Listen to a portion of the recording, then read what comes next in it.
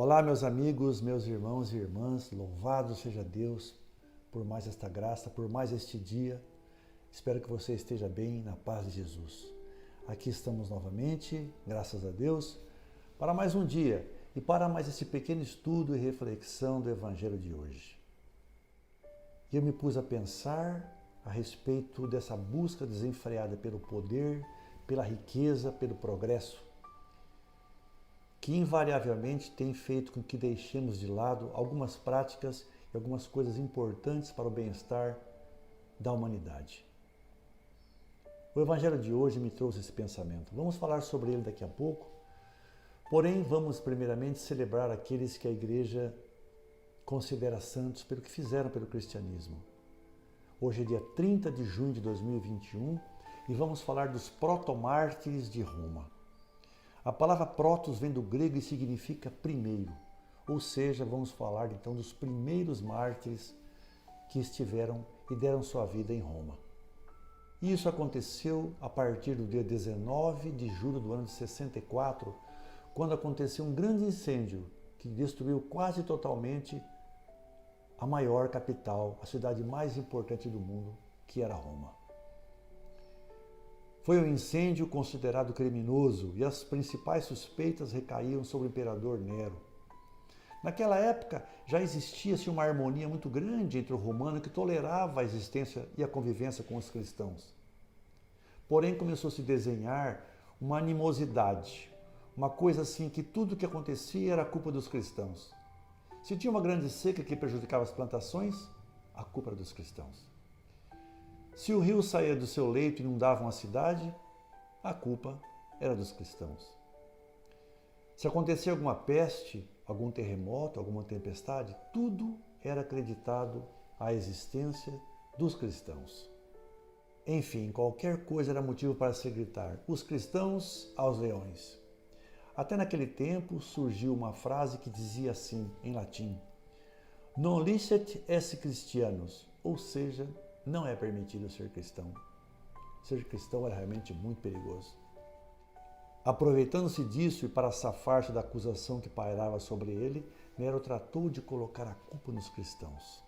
E deflagrou então aquela que seria a primeira grande perseguição que durou do ano 64 até o ano 67. Os cristãos eram atirados aos leões e submetidos a toda e qualquer forma de tortura que se inventasse. Até se disputava quem criava a maior engenhosidade na forma de aniquilar com os inimigos do império. Conta-se que as mulheres e as crianças eram cobertas com peles de animais e soltas para serem caçadas e no final da caçada eram dilacerados pelos cães. Alguns cristãos tinham seu corpo coberto por resina e pendurados em postes. Ateavam fogo a seus corpos, que serviriam de iluminação pública enquanto aquele festim diabólico continuava. Realmente deve ter sido coisas realmente horríveis. Até um certo escritor e filósofo da época, chamado Tácito, que era sabidamente anticristão, escreve que a população já demonstrava até uma certa piedade, apesar de reconhecer a culpa dos cristãos, mas pela forma como eram aniquilados e principalmente porque as ordens partiam sempre de uma só pessoa, o imperador Nero. Mas também aqui que vamos falar dele, já que ele mesmo havia mandado matar a sua própria mãe. E as perseguições, meus amigos, duraram até o ano de 313, quando foi promulgado o Édito de Milão pelo imperador Constantino, que passou a reconhecer e tolerar novamente o cristianismo.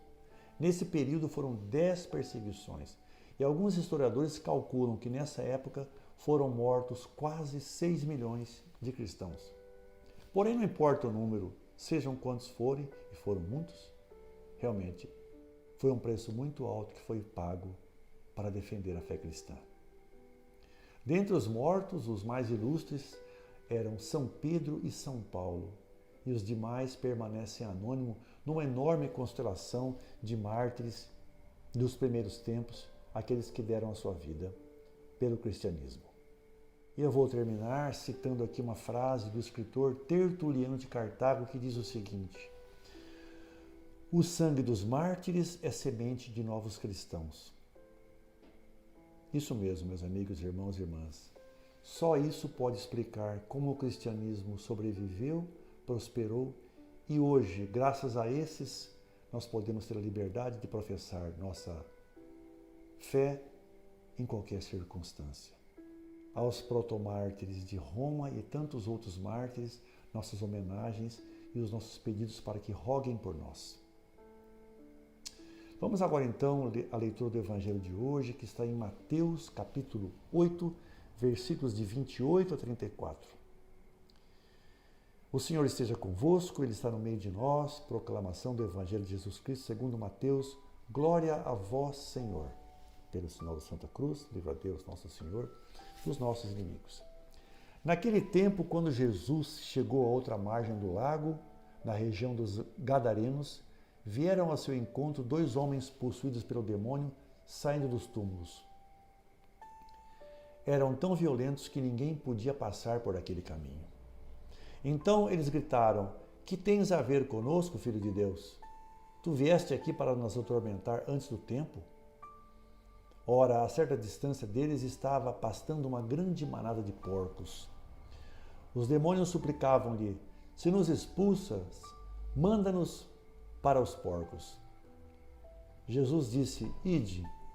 Os demônios saíram e foram para os porcos, e logo toda a manada atirou-se monte abaixo para dentro do mar, afogando-se nas águas.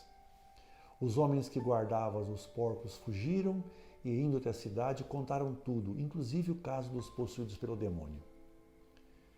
Então a cidade toda saiu ao encontro de Jesus.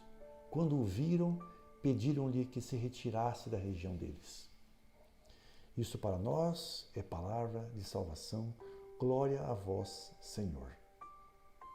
Meus amigos, meus caros irmãos e irmãs, estamos aqui diante de um episódio no qual nos mostra Jesus chegando até a cidade de Gadara, que fica onde hoje seria a Jordânia, bem ao norte. E um pouco antes de lá chegar, ele encontra 2 homens possuídos por espíritos demoníacos. Eram pessoas que estavam violentas, perto de quem ninguém podia ficar. E eles desafiam Jesus e perguntam: Por que você veio antes da hora, antes do tempo? Que tens conosco? E mais ainda, dizem a Jesus que se Jesus for expulsá-los daqueles corpos que possuíam, que os atire então naquela manada de porcos que pastava logo ali perto. E Jesus disse: Ide então. E eles se apoderam dos porcos, que ficam enlouquecidos e saem correndo e caem de um despenhadeiro no mar e lá morrem todos afogados. Meus irmãos, nós estamos aqui diante de uma contradição muito grande. E qual é essa contradição? É aquela na qual as pessoas dizem e afirmam, sabem conhecer Jesus, conhecem a palavra, sabem o que é certo, mas não querem abrir mão de sua manada. Não querem abrir mão de seus caprichos, de seus pecados, de sua avareza, de sua luxúria, de sua busca pelo poder, para passar pela porta estreita. Isso pode ficar um pouco mais para tarde. E assim realmente as pessoas buscam, vão deixando passar o tempo, e quando eu estiver mais velho, quando eu estiver mais próximo de morrer, eu vou começar a fazer isso. E esses espíritos maus que se apoderam das pessoas fazem então com que elas fiquem impacientes, irritadas, rebeldes, idólatras, materialistas e por vezes até iradas, coléricas. O fato é que realmente é difícil, nós somos pessoas fracas, pecadoras e somos tentados o tempo todo. Então nós ficamos adiando o tempo todo a tomar uma atitude, uma resolução definitiva de abandonar certos pecados, certas práticas consideradas erradas para realmente aplicar aquilo que aprendemos com a lei de Deus. Porém, meus amigos, se tivermos consciência realmente e inteligência, nós deixaremos que Jesus se aproxime de nós e vamos então nos afastar de tudo aquilo que realmente faz mal para nós. Traçando um paralelo, um pensamento que eu tive, que o Evangelho me despertou, é o fato de que nós vemos hoje um mundo totalmente errado, em que as empresas, os países, todos buscam cada vez mais riqueza, mais poder, mesmo que isso custe a vida, a saúde e o bem-estar da humanidade. Podemos começar dizendo do desmatamento, precisamos cada vez mais de terra para plantar, para colocar gado. Precisamos cada vez mais de indústrias poluindo a atmosfera, fazendo com que o aquecimento global já demonstre de sua força, derretendo as geleiras, causando enchentes e elevando a temperatura da Terra a níveis nunca vistos. Vemos em certos lugares do mundo, especialmente na China, cidades cuja poluição é visível, não se consegue enxergar além de poucos metros. Não se preocupa com o mal que isso faz para a saúde das pessoas. Nós ainda temos muitos casos de escravidão humana, trabalho escravo para favorecer e enriquecer ainda mais certas corporações ou pessoas. Ou seja, o homem já tem conhecimento do que ele precisa para que a humanidade seja preservada nesta vida na Terra. Porém, ele fica adiando. Lá no ano 2050 vamos começar a diminuir a emissão de gases poluentes. No ano 2100 vamos diminuir o desmatamento, ou coisas do gênero. Sim, é claro, existem muitas pessoas envolvidas no processo de melhoria, mas o progresso sempre tem falado mais alto. Nós sabemos o que tem que ser feito para o bem-estar da humanidade, mas também nós sabemos aquilo que temos que fazer com relação à nossa salvação. É preciso, sim, meus amigos, abrir mão de nossos pecados, de nossos erros, daquilo que cometemos que está totalmente em desacordo. É um bom momento para refletirmos sobre tudo isso e buscarmos mais depressa que possível fazer nossa parte, tanto na coletividade, mas também em nossas vidas.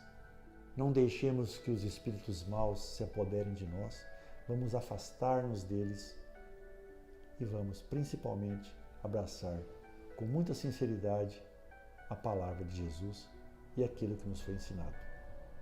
Pense também você nisso. Um grande abraço a você, foi um prazer, uma alegria muito grande estar aqui. Espero revê-los na semana que vem, se Deus quiser. Louvado seja nosso Senhor Jesus Cristo, para sempre seja louvado. Até mais.